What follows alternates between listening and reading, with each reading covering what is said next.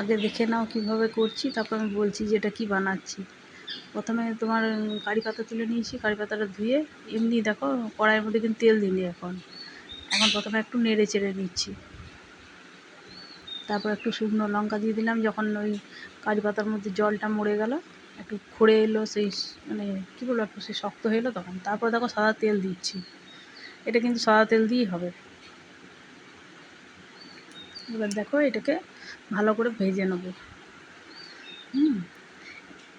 এবার দিলাম কি বলো তো, কাঁচা লঙ্কা, একটু চটপটা মতো হবে, মানে খুব স্পাইসি, খুব সুন্দর খেতে হয়। তারপর এবার পেঁয়াজ কুচি দিচ্ছি, নিয়ে এবার এটাকে একটু ভেজে নেবো ভালো করে। মানে বাড়িতে বানাবে, খুব টাইমও লাগে না, অথচ খুব স্পাইসি। বাজারের যে নামি দামি ব্র্যান্ডের যে খাবারগুলো, তার মানে চিড়ের যে খাবারটা হয় না, যে চিড়ে ভাজাগুলো আমরা বাজারে খাই, তার থেকে অনেক স্পাইসি। আর এরকম মানে খাওয়াইনি, মানে এত সুন্দর টেস্ট হবে না, একবার করে দেখবে। এত সুন্দর বলছি তো, যে বাজারে ওই দামি ব্র্যান্ডগুলোও খাবে না। এটা করে দেখো একবার, এত সুন্দর লাগবে। আর এত মশলাদার না, বাচ্চারাও খুব ভালোবাসবে। আর খুব স্পাইসি, খুব মানে খুব সুন্দর খেতে। এবার দেখো বাদাম দিয়ে দিচ্ছি, কিন্তু আগে বলে রাখি, যদি কারোর কাঁচা বাদাম হয় সে কিন্তু আগে তেলে ভেজে নেবে। আমার কিন্তু বাদামটা ওই যে মুড়ির দোকানে কাঠকলায় ভাজা বাদাম, বুঝলে তো, তাই আমি তেলের ওপরে এখন দিলাম, কেন ভাজাই আছে অলরেডি। ধরো সেটা আমি তেল দিয়ে শুধু ভেজে নেওয়ার জন্য পরে দিলাম। আর যাদের শুকনো ইয়ে, আর এটা বলে, এটা মুড়ির দোকানে প্লেন চিড়ে যেটা পাওয়া যায়, হ্যাঁ, সেই এমনি প্যাকেট চিড়ে পাওয়া যায় না, প্লেন তেল ছাড়া এমনি দেখে পাওয়া যায়, সেই চিড়ে ভাজাটা বটে। মানে কোনো কিছু দেওয়া নেই, নুন টুন কোনো কিছু থাকে না।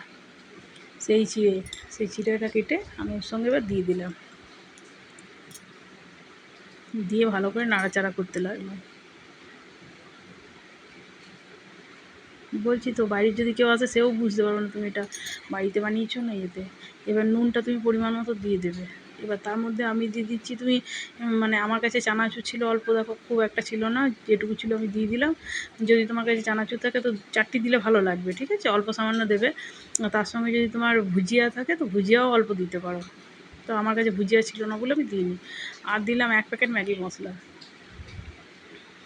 এই যে দেখো, ব্যাস, আর কিচ্ছু দেওয়ার দরকার নেই।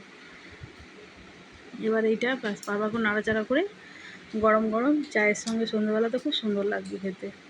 মানে বলছি তো, যে একবার করে দেখো, যে বাজারের দামি ব্র্যান্ডের থেকেও যদি না ভালো লেগেছে তাহলে আমাকে বলো, কমেন্ট করে আমাকে জানাবে যে কেমন লাগলো আমার এই রেসিপিটা।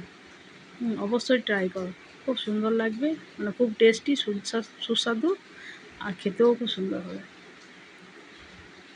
কিন্তু কারি পাতা দিয়ে করবে, কারি পাতা দিয়ে করলে কারি পাতার যে একটা ফ্লেভার, আর তার সঙ্গে পেঁয়াজে, মানে সাউথ ইন্ডিয়ান খাবার দেখবে পেঁয়াজ তার সঙ্গে কারি পাতা এসব মিশিয়ে সেন্ট একটা আলাদা রকমই হয় না, তো সেরকমই লাগবে। অবশ্যই ট্রাই করো আর জানিও।